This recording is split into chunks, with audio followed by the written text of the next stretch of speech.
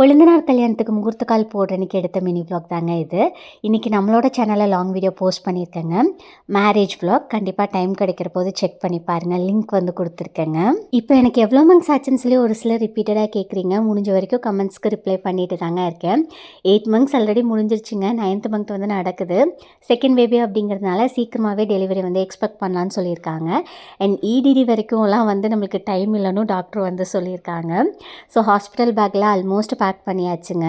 Maternity லீவில் இருக்கிறதுனால பார்த்தீங்கன்னா குயிக்காக வீடியோஸ் எல்லாமே எடிட் பண்ணிகிட்ருக்கேன். டெலிவரிக்குள்ளார எல்லாம் வந்து ரெடி பண்ணி வச்சிடலான்னு சொல்லிட்டு.